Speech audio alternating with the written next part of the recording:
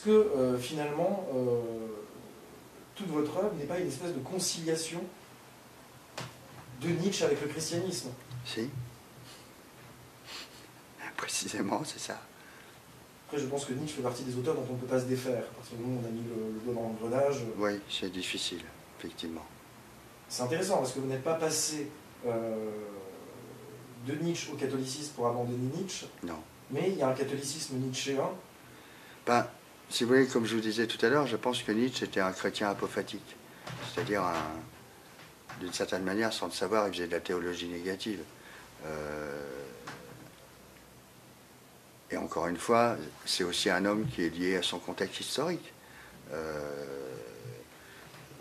dans lequel le christianisme, bon, bah, c'était les sulpiciens, les sulpiciens, le protestantisme germano-suisse,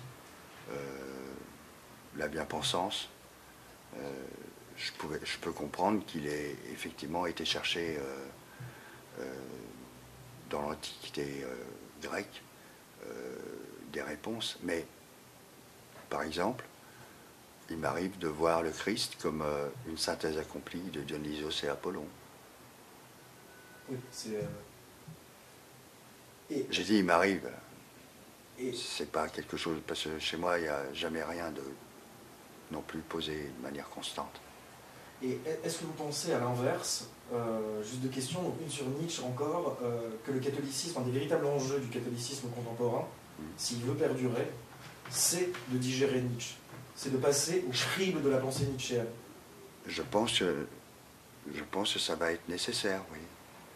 De le comprendre, de comprendre pourquoi il s'est positionné comme anti-chrétien. Et comment ça se fait quand même que, étrangement,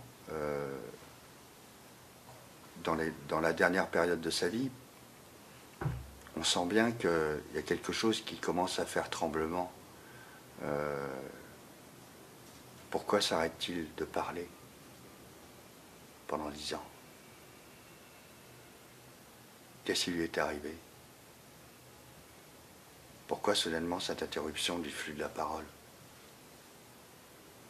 Pourquoi ce silence avant sa mort? Qu'est-ce qu'il nous dit, ce silence, par rapport à tout ce qu'il a dit avant?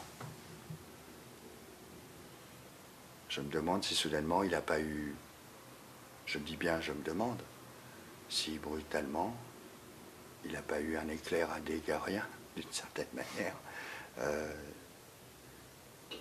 sur la révélation. Mais c'est des questions que je me pose.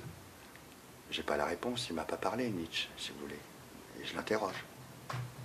Je passe à la question.